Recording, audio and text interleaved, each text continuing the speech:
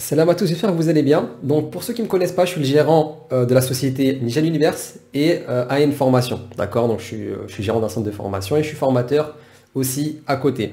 Donc là on va parler d'un élément. Est-ce que la richesse c'est un événement ou c'est un processus? Parce qu'on entend beaucoup à la télé, dans les médias, nous dire que voilà la richesse, voilà, c'est un événement. En fait on nous vend toujours, voilà, un tel est devenu riche à cause de telle idée, un tel est devenu riche par l'héritage, par le loto. Un entrepreneur un jour a une idée, donc il est devenu riche. Telle entreprise, du jour au lendemain, elle a explosé. Et en fait, il y a énormément de manipulation qui se fait à partir de ça. Par exemple, quand on voit des entreprises comme Uber Eats, etc., on nous dit du jour au lendemain, elles ont explosé. Alors que pas du tout. Ça fait des années, elles ont été créées, ça fait des années, elles ont galéré pour au final réussir. Donc c'est un processus en réalité qui ont déterminé leur réussite et c'est pas un événement. Et en fait, toujours, quand on regarde la télé, quand on regarde même la masse, surtout en France, il y a un bas niveau de réussite. Pourquoi? Parce qu'on pense toujours que l'événement, enfin, que la richesse c'est un événement. Et on entend toujours que ça vient de l'extérieur. Vous voyez ce que je veux dire? Donc ça fait qu'on se remet pas en question. On se dit pas que c'est un processus et qu'en fait, nous, on doit travailler, on doit bouger, on doit attendre, je sais pas, un retour de personne. On doit attendre la richesse venant de personne. Et ça fait qu'en fait, on reste là à attendre en mode passif et on espère gagner un jour. Et on fait que jalouser justement ceux qui réussissent dans le business, dans l'entrepreneuriat. Ou voilà, en fait, on jalouse ceux qui bougent parce que nous, on le fait pas tout simplement. Donc, faut bien comprendre cette chose-là que la richesse, c'est un processus. Il n'y a aucun entrepreneur dans ce monde-là qui a réussi du jour au lendemain. Même ceux qui ont réussi, je sais pas, par exemple, je sais pas, des femmes qui montent leur corps ou je sais pas, elles ont fait une cause. Vous voyez ce que je veux dire? Si elles n'auront rien fait, elles n'auront pas eu ces gains-là. Bon, là, c'est un très mauvais exemple. C'est un truc que j'incite pas du tout même. Mais bon, vous avez compris ce que je veux dire, hein. J'ai donné un exemple extrême justement pour que vous compreniez. Mais voilà, même ces femmes-là qui ont eu, entre guillemets, c'est pas de la chance, hein, parce qu'elles vendent leur corps pour de l'argent, mais elles ont eu de la chance, entre guillemets. En fait, cette chance-là, ils l'ont créée, ils l'ont causée. Vous voyez ce que je veux dire? On entend beaucoup de personnes dire: ah ouais, non, lui, il a de la chance, il a fait ça un jour, ça a marché, et voilà, depuis, ça marche bien pour lui. Mais en fait, au bout d'un moment, il a bougé, le mec. Il n'est pas resté assis à rien faire. S'il serait resté assis à rien faire, comme la plupart des gens qui critiquent, il n'aurait rien fait de sa vie au final. Vous voyez ce que je veux dire? Donc, il faut provoquer la chance. Dans le pire des cas, on provoque la chance. Et dans le meilleur des cas, dans le cas général, parce que c'est pas de la chance en général qui fait la réussite, en général, bah, c'est les performances, c'est le fait de persévérer, c'est le fait d'aller jusqu'au bout de ce qu'on fait. D'accord? Il faut comprendre que l'échec n'est pas une option. C'est-à-dire que le problème en fait, de cette vision-là de la richesse égale événement, c'est que derrière, en fait, on a l'impression que tous les entrepreneurs qui réussissent, et aussi, il y a aussi les formateurs sur YouTube, etc., qui jouent beaucoup de ça. Oui, j'ai réussi du jour au lendemain. Oui, regardez, je suis riche. Oui, regardez si. Mais en fait, cette personne, elle ne montre pas toutes les galères qu'elle a eues, les arnaques qu'elle s'est prises, l'argent perdu, le temps perdu, les moments de déprime, etc. Ils ne vous partagent pas toutes ces choses-là. Parce que je veux dire, même moi, pour ceux qui me suivent sur les réseaux, à ma communauté, je leur partage pas toutes mes déprimes, les trucs comme ça. Vous voyez ce que je veux dire? Donc ça fait peut-être quand certaines personnes voient ce que je fais, bah, ils se disent: oh, lui, il réussit, c'est facile pour lui, etc. Et le problème de ça, ça crée un contraste entre vous et les formateurs et les gens qui ont, entre guillemets, réussi. Pourquoi? Parce que vous dites: attends, eux, ils ont dit qu'ils ont réussi du premier coup, ils ont dit qu'ils ont réussi facilement, qu'ils ont plein d'argent, on ne sait pas pourquoi, etc. Et en fait, on a l'impression que c'est un événement. Tout ça appuyé par les médias, par l'idée générale, etc. Mais voilà, en fait, on est entouré par plein de monde qui nous disent: oui, pour réussir, en gros, c'est un événement, c'est du jour au lendemain, tu y arrives, c'est de la chance, etc., etc. Problème avec ça, c'est quoi? C'est que toi, quand tu vas commencer à te lancer dans l'entrepreneuriat, et moi j'avais ce problème-là à l'époque aussi, quand tu vas te lancer dans l'entrepreneuriat, bah, tu vas voir autour de toi, tu vas te dire: mais attends, lui il a réussi, voilà, lui il a réussi rapidement, en 1 an, 2 ans, en plus tout marche pour lui, on dirait quand il lance quelque chose, il y a tout qui marche et tout ça, mais pour moi quand je lance, regarde, ça marche pas, voilà, mes clients ils bégayent, ils parlent chinois, etc. Bah pourquoi en fait, enfin le souci que ça cause c'est quoi? C'est que vous allez désespérer, vous allez vous dire: mais en fait je suis pas fait pour ça. Et combien de personnes j'ai entendu dire: je suis pas fait pour ça? Ne croyez pas qu'on est dans le ventre de nos mères, qu'on est dans le ventre de nos mères, et qu'on dit: ouais, on est fait pour ça. Non, on est comme tout le monde, on chie, on mange, bref, vous voyez ce que je veux dire? On est comme tout le monde, mais au bout d'un moment il faut bouger en fait, il faut faire les causes, il faut se former. Et le problème aussi c'est que l'entrepreneuriat, c'est le seul domaine, j'ai l'impression, où on se lance sans science. Ça veut dire, oui, c'est du hasard, on place notre confiance en Dieu. J'entends beaucoup de personnes dire ça dans la communauté musulmane, pour ceux qui sont musulmans. Oui, je place ma confiance en Dieu, on va voir ce que ça va donner.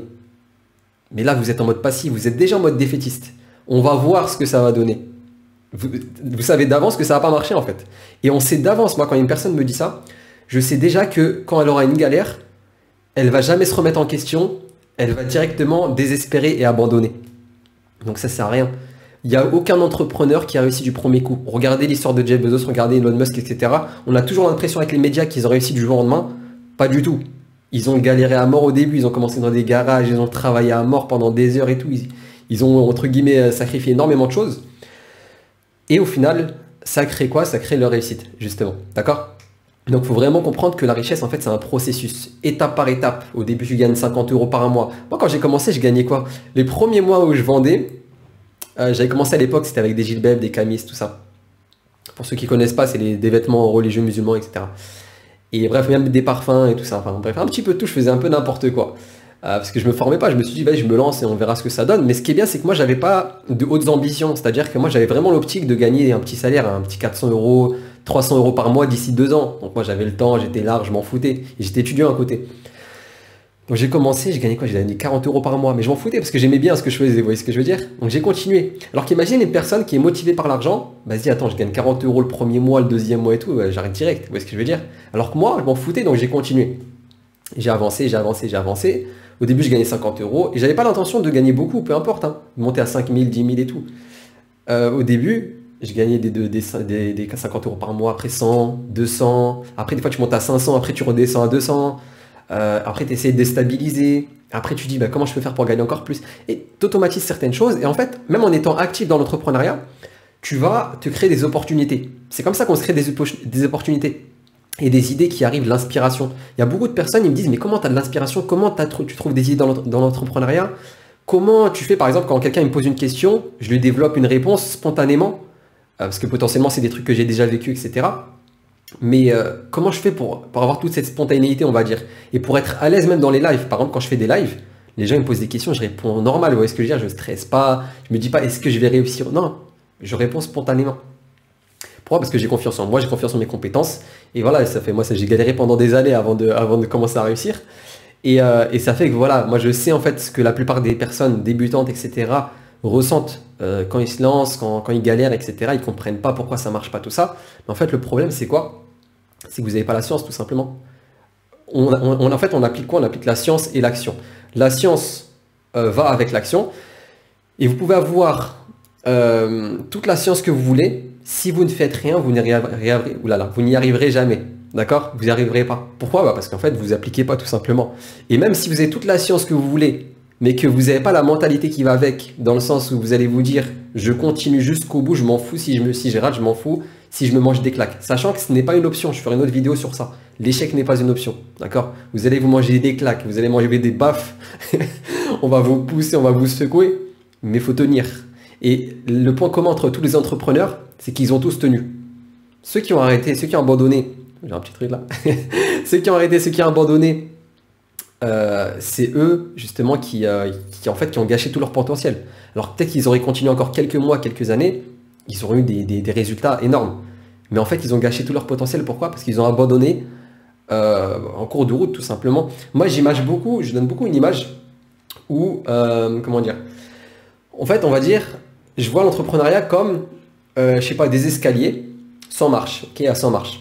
Chaque marche représente quoi? Un échec, une claque que tu vas te prendre. Tu vas te faire voler de l'argent, tu vas te faire trahir, tu vas lancer des pubs, ça va pas marcher, tu vas pas comprendre pourquoi tu vas gâcher de l'argent. Bref, tu vas galérer. Et les 100 marches, elles représentent un échec à chaque fois, d'accord? Donc tu vas monter la première marche, tu te prends une claque. Deuxième marche, d'accord, première claque, elle est dure, ok. Deuxième, troisième, quatrième, t'en as, ils abandonnent la quatrième. Ils abandonnent, ils arrêtent. T'en as, ils vont monter cinquième, dixième, vingtième, ils vont abandonner. Parce qu'au bout d'un moment, tu peux pas refaire les mêmes erreurs.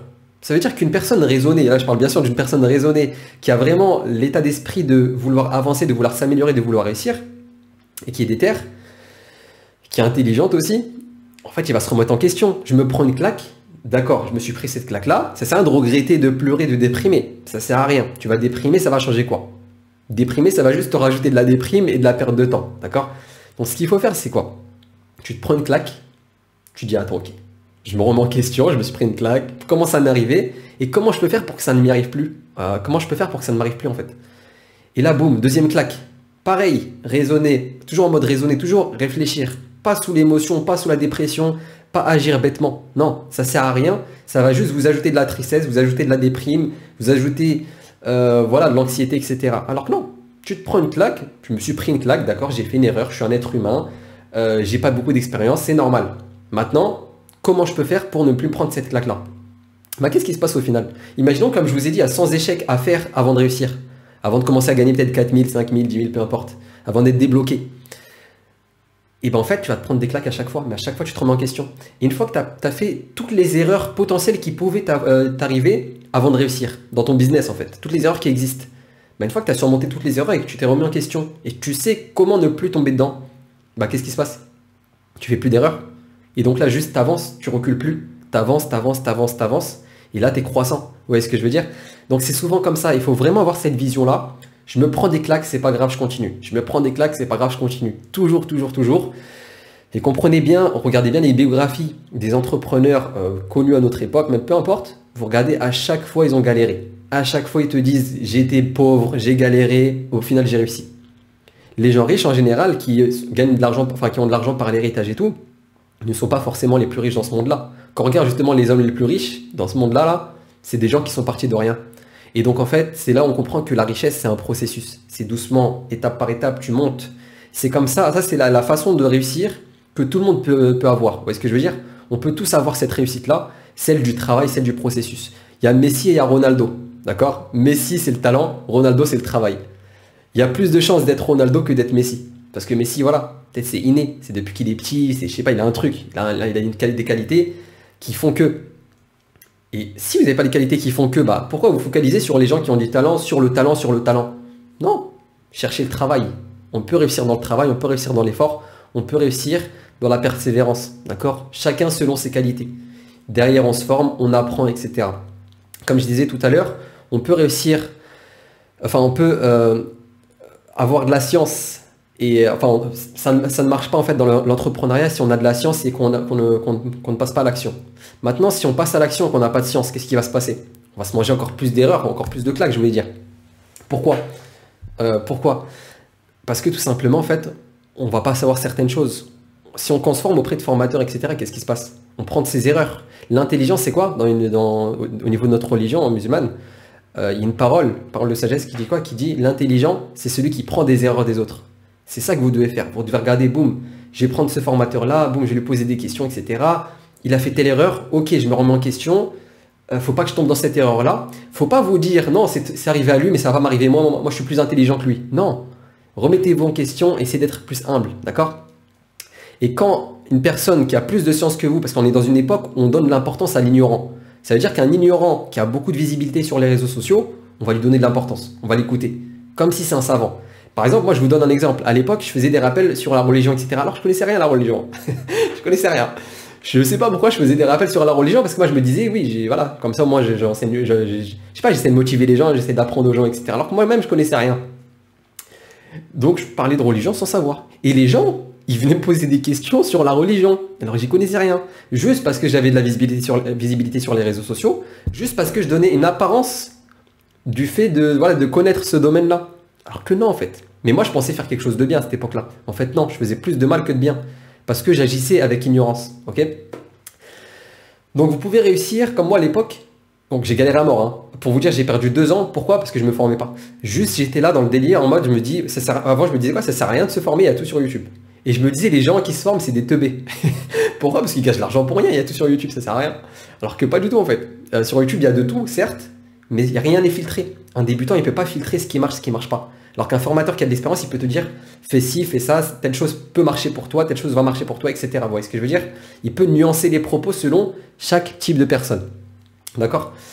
Donc voilà. Et par contre, si on a la science et l'action, et ben là, on réussit. Ok? Mais avec tout ça doit être encadré par quoi? Par l'état d'esprit. L'état d'esprit, il y en a certains qui me disent, l'entrepreneuriat, c'est pas fait pour moi, j'abandonne trop vite et tout. Ça se travaille tout ça. Moi, vous croyez qu'au début, j'étais comment? Au début, je m'en foutais parce que je me lançais mode à l'arrache. Mais voilà, il y a des moments, c'est la galère, tu déprimes, tu as envie d'arrêter. Tu as ceux qui vont arrêter, tu as ceux qui vont continuer. Vous voyez ce que je veux dire? Donc tout va dépendre de ta vision des choses, tout va dépendre de comment tu vas te former. La psychologie, ça se forme, ok? La mentalité, ça se forme. Ça se crée avec le temps, avec les difficultés. On ne pourra pas former la mentalité qu'avec la théorie, parce qu'après, il y a les émotions qui rentrent en compte, etc. Même si on se dit, là, je vous dis, oui, faut pas abandonner, faut pas désespérer. Quand on fait un échec, voilà, c'est pas grave, c'est du passé, maintenant on avance. Non, il y a des trucs, ça va vous piquer, ça va rester dans vos têtes. Vous allez en avoir marre, vous allez vouloir abandonner. Et justement, c'est là, il faut se dire, attends, faut pas que je gâche mon potentiel, il faut que j'aille jusqu'au bout. Et là, on avance, on avance, on avance. Et là, on crée le processus de richesse, on crée le processus de réussite. Et là, on avance, on commence à gagner plus d'argent, on commence à franchir des étapes, des paliers. Et c'est quoi le danger de devenir riche? On en parlera justement dans la prochaine vidéo. Le danger de devenir riche trop vite, plutôt, je me suis mal exprimé. Le danger de devenir riche trop vite. Est-ce que c'est mieux, comme gagner l'auto? Pourquoi tout le monde rêve de ça alors qu'en fait, il y a un grand mal qui s'y cache. Il y a un grand mal qui s'y cache. Alors que gagner de l'argent tout doucement en galérant, il y a une énorme sagesse qui s'y cache. Et on verra cet élément-là dans la prochaine vidéo. Ok? Donc sur ce, je vous passe une bonne journée ou une bonne soirée. Et n'oubliez pas de vous abonner, ok, pour le référencement, pour que les vidéos elles montent, etc. Pour le référencement. Et n'hésitez pas à aimer la vidéo et à commenter si vous voulez commenter, si vous voulez réagir concernant ce que j'ai dit là. Et si vous avez un sujet de vidéo qui vous intéresse, n'hésitez pas à m'en faire part en commentaire tout simplement. Ok? Donc sur ce, je vous souhaite une bonne soirée ou une bonne journée et à la prochaine.